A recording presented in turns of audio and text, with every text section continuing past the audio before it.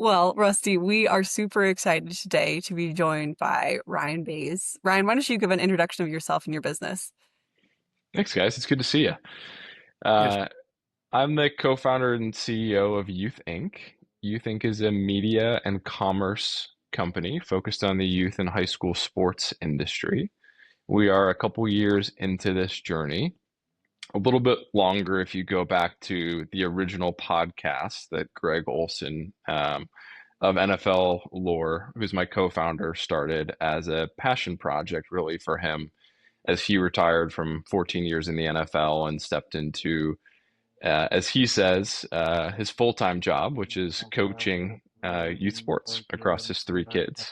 And for someone like Greg, who um, did have a long professional athletic career and was the son of a legendary high school football coach in New Jersey, his entire life was in and around locker rooms and sports. And as he stepped into coaching at the time, what were two 8-year-old boy-girl twins and a 10-year-old, um, that he said he was, blown away by the evolution of this landscape over the course of the last several years. And that was the genesis of the media property. And I joined a couple years later when we took a bunch of the work that we did inside Fanatics, where I worked for the better part of a decade, and building out a commerce marketplace type of model. And Greg and I got together through a mutual friend who introduced us, and we've been on the journey building You Think ever since.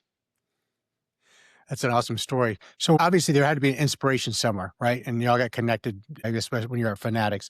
But where was that aha moment? You're like, okay, there's something here. Well, for us, so I'd spent a long time at Fanatics. I've also had a side partnership since about 2011 with Bo Jackson. Nike was an original partner in the business, and some folks out of Chicago called Bo Jackson's Elite Sports. And we have a series of training facilities, 100,000 square foot turf domes, where we do all turf sports, but primarily baseball, softball, and football. And it was always in nights and weekends, again, sort of a passion project for me. I played football growing up and through college, and then did some quarterback coaching after college. And learned a lot about the youth sports industry through that experience, but also learned that the process of procuring team uniforms, fan wear, all of those things was and still largely is really cumbersome. And so my first sort of entry point or idea around being in this space was back in 2017 when I had a conversation with a few of our execs at Fanatics asking if this was a problem that we could solve. And the short answer was no. And we were so busy with so many different things that it never really even became a consideration.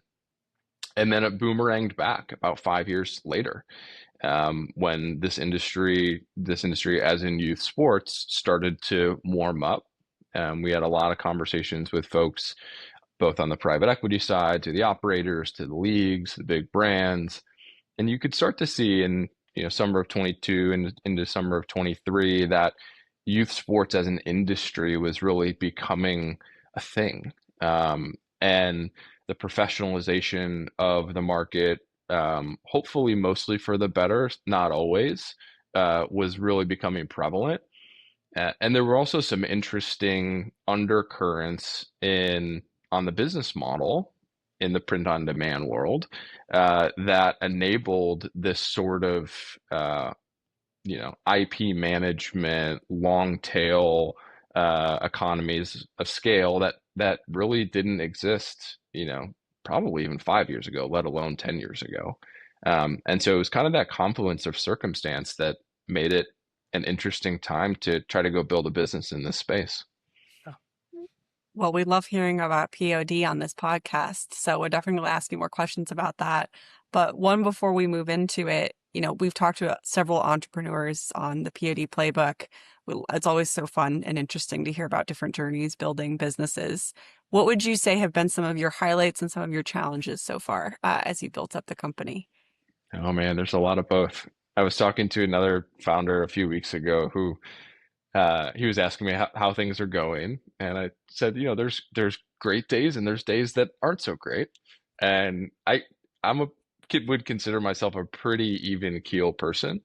But I think when you're working for a big company, and it's impossible to have this perspective until you're doing something on your own, that every day is the way this other founder described it to me inside of a big corporation when you have all the protections and the comforts that come with a big company, and those can be fantastic. But like every day is actually somewhere between like a 4 and a 7 on a scale of 1 to 10. And then when you're an entrepreneur and you're figuring all this out, like every day and sometimes from call to call within a day is either like a 9 or a 1. And it's just this constant roller coaster ping pong game of back and forth. And so, but that all said, like truthfully, I've never had more fun in my career than I've had over the course of the last couple of years and going and doing this. And like you just learn so much about yourself. You like you think you're good at certain things, and then you realize that you're really not. And then you think maybe you're terrible at other things, and you're like, oh, maybe I'm a little bit better at this than I thought that I was. So, um, yeah, I mean the learning curve and figuring out like learning more about yourself, I think is probably a bit as fun as anything that we've done. Yeah, I totally feel that. I used to joke I would expense therapy at Guten, because I probably could have or should have at a certain point, but it was much more of a joke clouded in that self-awareness piece because a lot of it is just psychological of learning about yourself as you're building out a business and wrestling through all of the different versions of yourself that you have to be on a day-to-day. So definitely resonates. Between both of y'all on that is like imposter syndrome. What percentage do you feel like people actually believe what I'm saying? Go ahead, Maddie.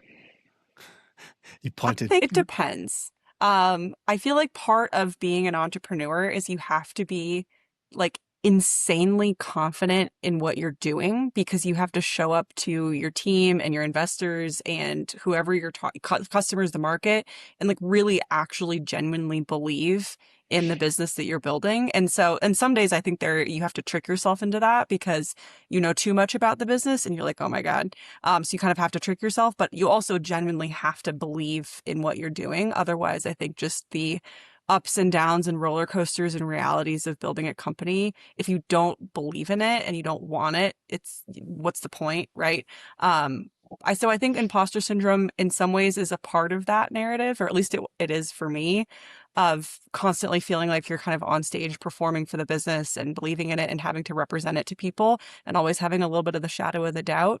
But on the flip side of it, too, you know so well what your business can do and can't do that when, at least for me, like when you commit to something, you're like, I know I can make this happen because I have the agency to make this happen. So it's there, but I don't know. I don't know if it's more there than other jobs or not. It's probably something we all struggle with. What do you think, Ryan? I agree with all of that. I think syndrome is probably not the term that I would use. I think that, Hmm. most entrepreneurs, every entrepreneur at some point was a first-time entrepreneur. And as you get into operating day to day, like you realize that, like being a CEO is actually very different than being an entrepreneur. And I've never been a CEO before. Like, I don't really know how to be a CEO. I'm learning how to be a CEO every day. And you try to be self-critical and read and ingest as much information as you possibly can. But like, no one can really teach you how to do that job until you just go do it. And so is there an imposter syndrome in that? Yeah, I guess. And that's where probably like there has to be an element of self-confidence where you just go and figure things out. Um, but I think that for me, it's such a balance of relentless positivity because you do need to go inspire a team and you do believe that you can go and do these things. And if you don't believe that you can achieve whatever it is that your goal is, then no one else is going to, whether that be your investors or your team. And then balancing that with like ruthless pragmatism and being paranoid all the time and all of those things that are like, sort of this survivalist mentality that come along with building a company. And so it's that juxtaposition, I think, that takes you from those 2 to those 9s and then back down to a 2. Good perspective. I would think that your background as an athlete playing football, you were D1 quarterback, having those emotional shifts, though, you were kind of probably ingrained in you because you were competitive, but at the same time, some days are great, some days are just miserable. So then when you get into the entrepreneurial side of the business too, it's okay. It's the way it is. I'm used to it. I think that's right. I think that there's some there maybe some nature versus nurture stuff that comes into play there. There's definitely like, you've been in pressure situations, you've had to, you know, step into a huddle with a bunch of people looking at you for, go and execute on this play. And I think that there's a lot from athletics in general that you can take to running a company and hopefully a high performing team. And that's how we try to run this business and try to make it as meritocratic and all those things and apolitical as possible. But you never get it all right. Now we had the privilege of actually meeting at the Print on Demand conference. We were on a panel together, so we got to spend some time together. That was nice. So one of the things I really took away from that was like when you said you're very even keel, pragmatic, no doubt. You were very out there. You're very composed. You knew what you're doing. You knew what you were talking about. But I hadn't really known much about You Think until we got paired together for this panel, and we got to spend. You share with us at dinner a little bit more about the business. It's like a rocket ship. I think you're being very uh, humble with what y'all have created and built because it's moving and it's going well. What do you think has really contributed to or attributed to the fact that the business is on such a trajectory right now? Well, I think there were a few like sort of, I'll call them obvious, but you know, I don't know that that's 100% true. Things that we took from all the work that we did inside Fanatics. One was that from talking with both consumers and with brands, that there was an appetite for more premium apparel and hard goods merchandise in the high school market, that traditionally it had been underserved. And premium and premiumization, as we talked about, there's that word again, uh, can mean different things to different people. But I think what really existed in youth and high school sports was a value mismatch, meaning people were sort of used to paying $45 for an $8 t-shirt. And I think that that's was really a sore spot. And so when we, one of the things that we did inside Fanatics was go and talk to brands like Peter Millar and Johnny O and Legends and Lululemon and all these brands who had a lot of interest in this market, but they didn't really want to be another brand in a sales rep's bag. They wanted a more premium e-commerce type of experience where that their brand felt good about. And that was one thing, candidly, when we were having that conversation, when I was having that conversation as Ryan at Fanatics. It was another when we were having it as, a no-name startup. It was like, hey, I'm the same guy that you talked to 3 months ago about this. I just have a different, business card now.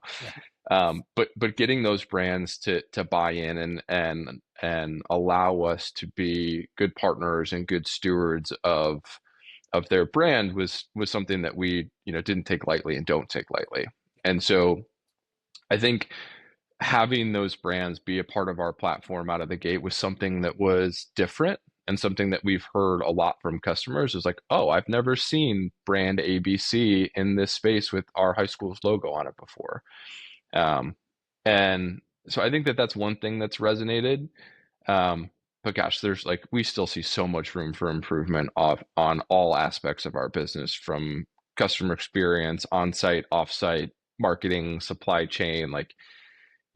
We've seen what good looks like up close and personal at scale, and we're nowhere near that yet, but we've made a lot of progress over the course of the last couple years. And building a technology platform basically from scratch because we couldn't really build this on a Shopify because of some of the complexities with our product catalog and the infinite SKUs and IP and supply chain integrations. And so there was a lot of work that went into the upfront. And we really, we just kind of went to market for the first time last August around back to school. And we're now in the process of really gearing up for next cycle. Since we're pretty focused on high school fan merchandise as, the first product for us in market as a company. Very cool. And you touched on this in your last answer too, but we know POD fits into all of this. Did you get into print on demand right away when you were looking at solutions, or was that slower on the come? It is the business model. We don't carry any inventory that's decorated, and we own some of our inventory that's on our balance sheet that sits in a network of decorators that we partner with. But also Jason Tompkins and Fulfill Engine have been an important partner since day one. I got to know Jason 3, 4 years ago, when they were still independent, and loved the vision that he had for building that network. And we're continuing to, you know, bring on new partners, both supplier partners and supply chain partners, all the time. And I think some of the evolution and everything from artwork management to quality of DTF and everything in between are what make this business possible today. Yeah. Super cool. Like, who are y'all optimizing for mostly? Is it the parent as the buyer, the school, or the admin as, the league admin? We think about it through the end consumer first lens. And I think that's pretty different from how this industry, or, if you want to largely cluster this in within promotional products, is thought about it much more B2B historically, and with good reason. But I think when we're having a conversation with an athletic director or a club director of a travel team or a superintendent of a school district, we explain how the end consumer is going to feel about the product experience that we have, from how they interact with our brand on social media, to landing on our site, to ordering a product, to how they receive it, to the package they receive it in, to the follow-up customer service, to that second order. Yes, the revenue share that probably comes back to the B2B partner. And in a lot of ways, it is a B2B2C type of conversation. But I think a lot of the frustration with the market today is that there hasn't been as much emphasis on the end consumer, because the mindset traditionally has been like, just get the AD and then you land the business, and it all takes care of itself.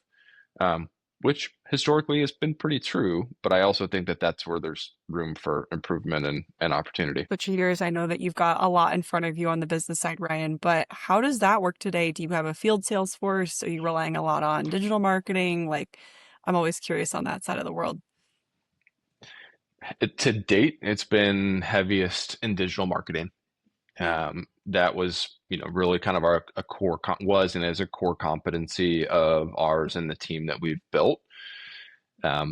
We're building out a business development partnerships team that's relatively small today, will grow over time. But we're taking our time in doing that. The guy that we brought on is to lead that is doing a fantastic job, really learning from, what matters to the superintendent of a school district in Florida that's got 40 schools that sits within, and isn't just worried about the football team, but is worried about teacher spirit wear, or the band, or the chess club, or all these different activities that have historically been underserved. And they've got 12 different spirit wear solutions for the school. And so, like, that exact example was not something that I would have foreseen a year and a half ago. Like that we would have a lot of those types of meaningful conversations. I would have thought it would have been more, directly with an athletic director competing against incumbents on a, team uniform proposition. And the business is just kind of evolving a little bit differently. And yeah, I think it'll be interesting how channels evolve for us over time. Right now, we're almost entirely D2C. I don't think that will be the case if you fast forward 2 years, 5 years. Like we think about this as building a centralized commerce platform that's API first and modular, and it is that today, but plugging into a number of different ecosystems in a way that's dynamic, and lets us be the merchandising component, the merchant of record, manage the IP, have the right supply chain network that sits underneath it that can help with the decoration and fulfillment, is how we view our place in the ecosystem in the long run. we think. But that may evolve as we get into it. Very cool, though. It's always good to have a vision and see how it shifts over time. On that piece, you've been in POD as a business since inception. You've known the market. What are some things that you're really happy about in terms of how the POD ecosystem is working? What are some things you think need to be improved for it to really work for your business at scale?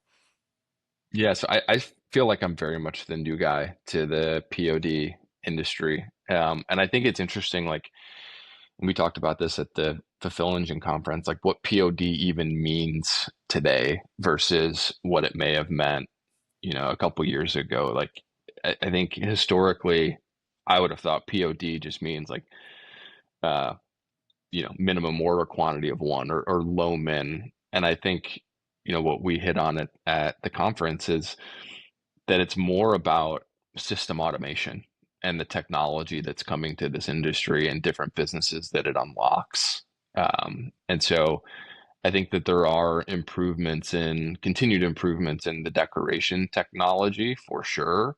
And where we are in that life cycle, I think you guys are probably better positioned to answer that than I am. But like we've definitely seen improvements from even a few years ago and the quality of that decoration and the technology. And is that a 10-year cycle that, it gets to the point where it's good enough and there's like maybe.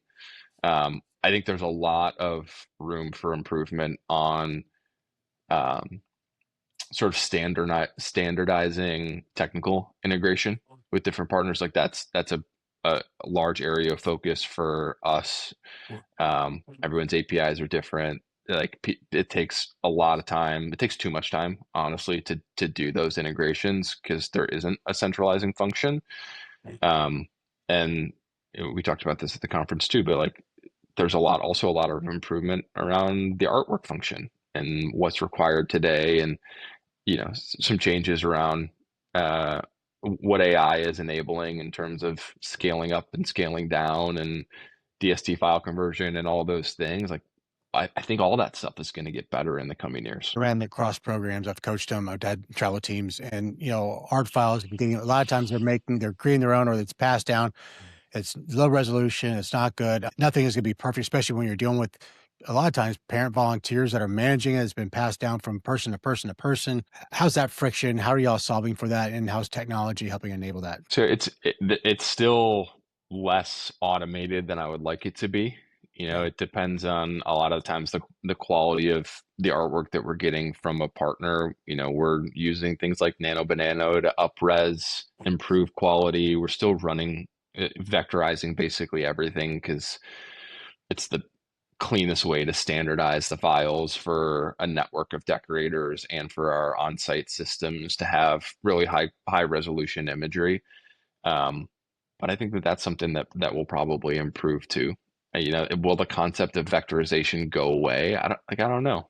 I think it's possible, but the entire industry pretty much operates on it today, so I don't think it's going anywhere anytime soon. Completely agree. Lots of rooms for improvement, and I completely agree with you on the API and standardization side of things, as you both know.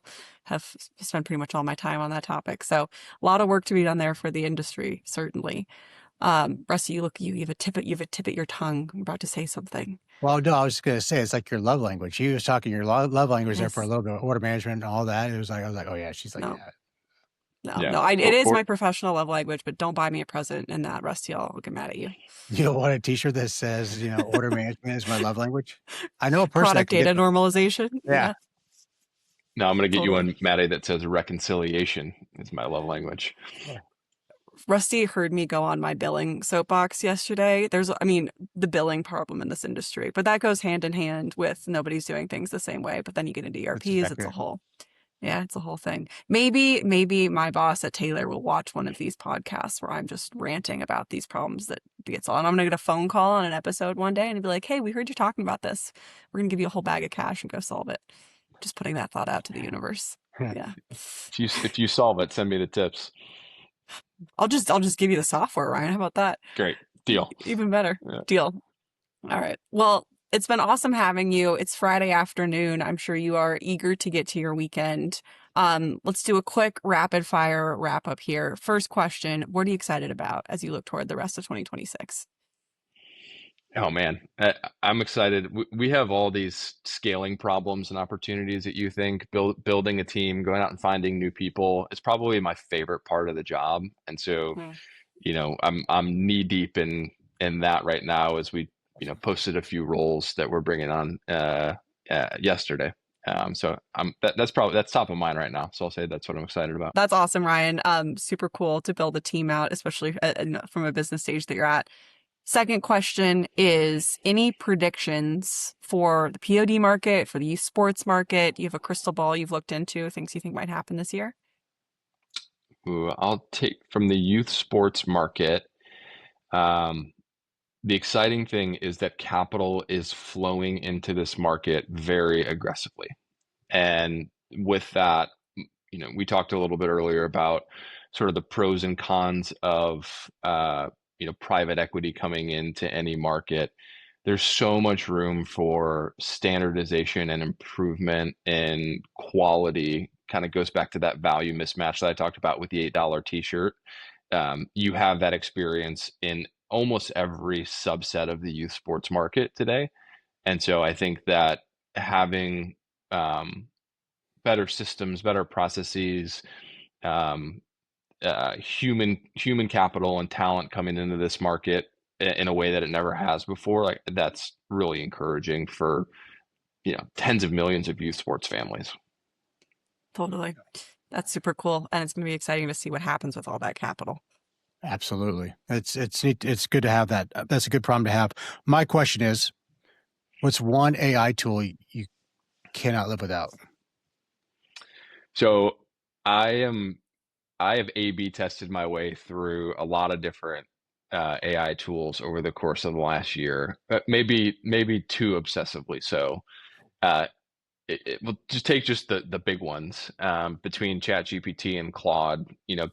Basically running the same prompts, the same documents at the same time through multiple. And for a while there, they kept sort of leapfrogging each other, and there were features that were great with one or another. Like I think ChatGPT does a much better job of voice transcription when you're talking to it, and their voice to voice feature is awesome.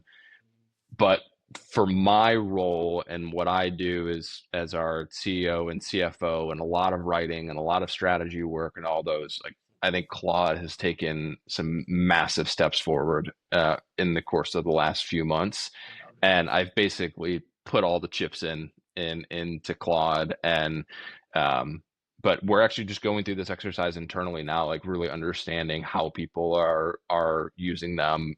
Me showcasing some of these case studies on how I've used them and how it's changed my day to day. But even an app like Granola, which is incredible for note taking in the background and to be able to take transcripts from calls and dump them directly into Claude and say, give me the recap notes that I can send to my partner who was on the call and have that as context for the next call. Like the efficiency is incredible, and I think that's only going to get better, and it's pretty exciting.